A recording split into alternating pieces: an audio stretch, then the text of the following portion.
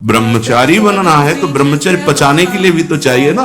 अगर तुम्हें व्यायाम ही करना है, तुम जवान हो और 3-4 खंड की सीढ़ी तो नीचे आओ, नीचे से ऊपर 11 बार उतरो, दौड़ो, अभी व्यायाम हो जाएगा।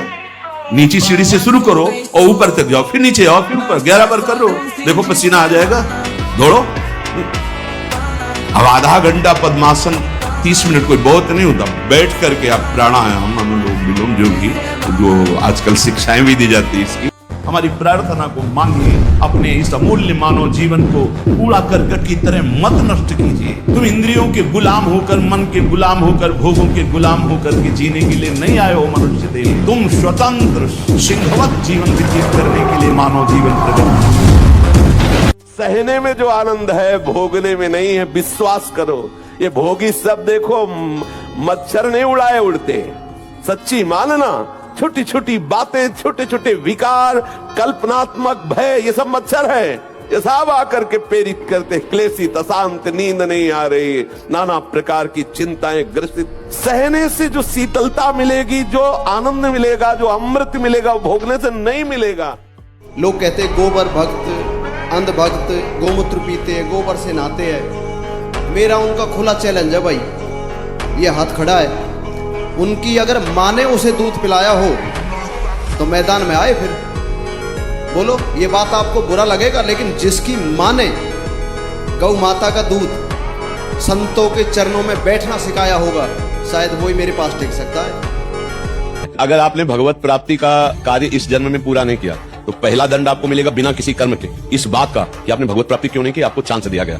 जैसे बहुत सरलता से हम समझाते हैं कि जैसे हम आपको विदेश भेजें सरकारी, भारत के संविधान के अनुसार, आप भारतीय काम कीजिए, जाकर भारत के लिए आप ये काम कीजिए, और आप वहां जाकर जाने के लिए तैयार हो कि हमें वहां गाड़ी मिलना चाहिए, बंगला मिलना चाहिए, हमारी सारी व्यवस्था होनी चाहिए, तो सब व्यवस्था भारत सरकार ने कर दी।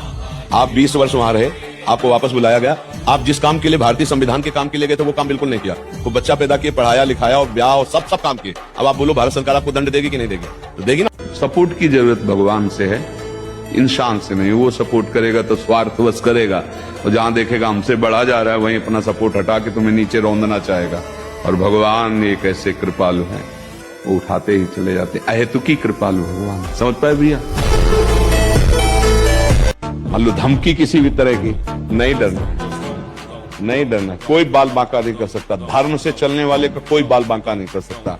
प्रयास करेगा, लेकिन भगवान रक्षा, धर्मो रक्षति रक्षिता, ये सूत्र जो शास्त्र के हैं ना, ये गलत नहीं होते, ये पूरा जीवन भर इसका अनुभव करके बता रहे हैं। धर्म से चल, मन के द्वारा जो दी हुई भोग लालसा है, आपके बिना ये कुछ कर नहीं सकता। आपको दस्तखत नहीं करना है, बस इतनी बात है। दस्तखत का तात्पर्य स्वीकृति। हाँ ठीक है, बस इतना कहने की देर है। आगे तुम रो चिल्लाओ, तुम्हारी कोई बात नहीं सुनेगा मन, पर पहले वो हाँ करवाएगा। इसकी चाल है, बिना तुम्हारी हाँ के कुछ नहीं कर सकता है। ये बात समझ लो। सब यही सैकड़ों बार प्रश्न होते हैं, वो हमारे अंदर ऐसा, वो ये काम, वो ये बात तुमसे सुधरेगी, किसी के आशीर्वाद से नहीं सुधरेगी, ये भी ध्यान रख लो। सत्संग के द्वारा स्वीकृति आप बदलिए, आप नहीं बदलेंगे तो किसी की सामर्थ्य नहीं कि आपका हृदय निष्काम कर सके, ध्यान रखना। तिरंगा हमारे लिए वो जहां हमारा सर झुकता है, उसमें नहीं कि हम बाबा जी दूसरे नंबर में, पहले हम भारत देशवासी हैं और हमारा जीवन देश के लिए है। हम ये देश सेवा कर रहे हैं। शराब मत पियो, मांस मत खाओ, पराई स्त्री की तरफ गंदी दृष्टि से मत देखो, ठीक से चलो, नाम जप करो, तो हमारे देश में हमारे धर्म का स्वरूप स्थापित। हम भी देश सेवक हैं।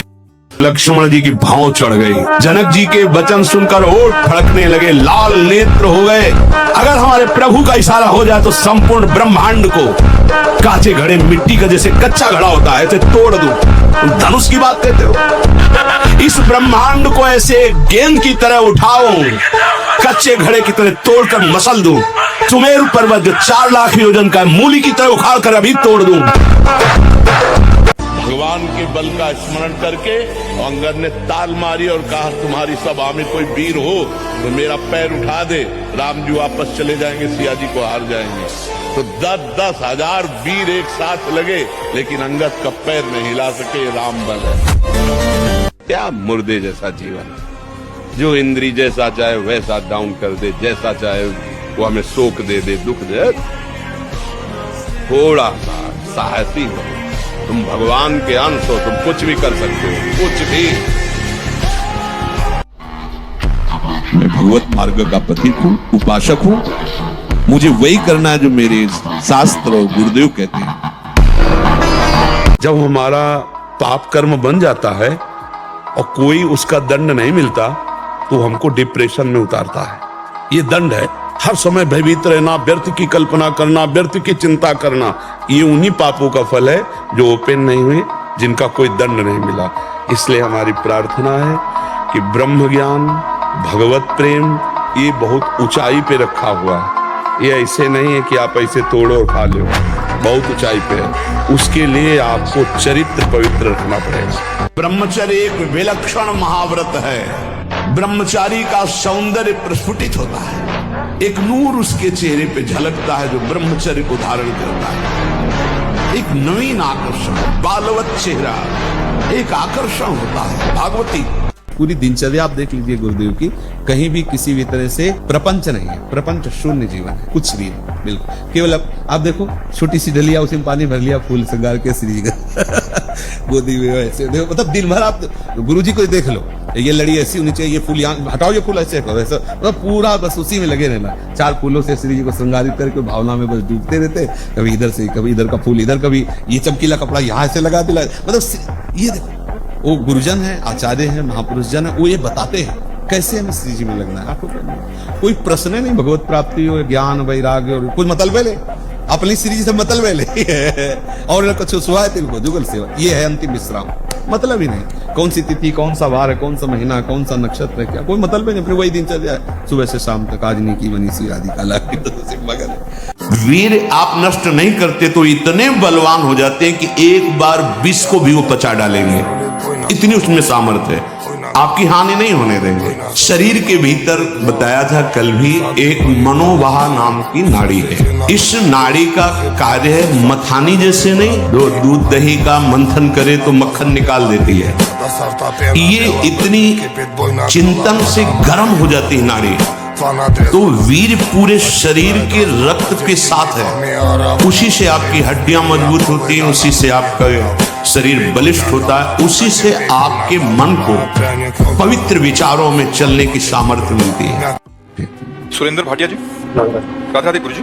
गुरु जी, पाप क्या है और पुण्य क्या है? जो शास्त्र कहता है कि ये करो उसे पुण्य कहते हैं, और जो शास्त्र कहता है ये ना करो वो पाप है। जैसे स्त्री स्वरूप 4 हैं, माँ, बहन, बेटी और पत्नी।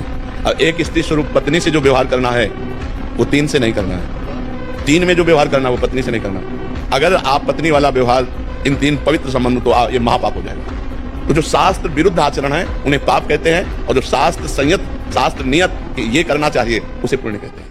जो ब्रह्मचर्य नष्ट करता है, स्मरण शक्ति नष्ट, धारणा शक्ति नष्ट, इच्छा शक्ति नष्ट, उत्साह नष्ट, शरीर शक्ति नष्ट, कहीं मन न लगना, अस्थिर चित्त, किसी भी कार्य को कह दो सबसे पहले ना, उत्साहहीन, हर कार्य के लिए बोझा मानना, ना कर देना, सिकुड़ा हुआ, देखने से ही लगेगा पता नहीं कितना बोझा लादे हुए बैठा दिमाग। ब्रह्मचर्य का नाश वीर का नाश, जीवन का नाश है। ब्रह्मचर्य अगर सही है, आपने किसी तरह इधर उधर, तो ये प्रश्न ही नहीं रहेगा। जिधर दृष्टि डालोगे उधर जय होती चली जाएगी। वो स्वयं से नहीं निकलता, वो घर्षण से निकलता है।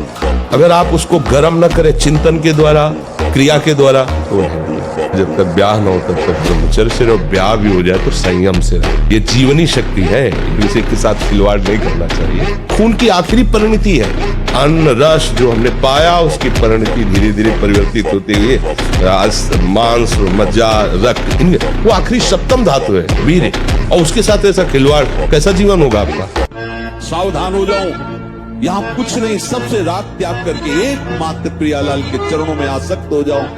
बातें बनाना बहुत आता है, लेकिन हृदय को समझाना बहुत कठिन। जो हृदय को समझा ले वही विद्वान, वही ज्ञानी, वही महात्मा। जो अपने मन को चेला बना ले वही सच्चा गुरु। मन पे चेला बने हुए कोई गुरु होता ही नहीं। जो मन का चेला है वो कभी गुरु नहीं बन सकता। वही गुरु विश्व गुरु है, वही जगत गुरु है जो अपने मन को चेला बना ले, जैसे जहां जाए वैसे स्थापित कर दे उसे, तभी माना जाता है समर्थ महात्मा। कोई भगवान और नहीं, तेरे अंदर है, तू ही है। तू अपने आप से अपने आप में फंस गया है, देख अनुभव करके, कोई और है ही नहीं, तू ही तू है। है तुम्हारे पास उत्तर, है तुम्हारे पास जानकारी इसकी कि तू वही है? एक ढांचे में अपने को मान लिया, केवल ऐसे कल्पना में बोल रहे सुनी सुनाई बात कि मैं उसका अंश हूं। जानते हो उसका अंश वही है तू। और जब ब्रह्मचर्य, ऐसा कैसे हो सकता है? बल है ना, अध्यात्म बल, शारीरिक बल की बात नहीं कहते। ऐसा कैसे हो सकता है? यदि एक बार ऐसा हुआ तो 1000 बार मैं प्रयास करूंगा और इस पर विजय। वो मतलब जिद्दी स्वभाव, एक निष्ठा उसी से आती है, उसी से। पहले खेती जोतते थे ना किसान, एक पार वाला होता था और पूरे खेत को उसी से जोतला है, बलवान होते। 2 लीटर मठा और 8 रोटी पाए, बैल की जैसी ताकत। अगर बैल को नाक पकड़ के रोक ले तो वो वही खड़ा हो जाए।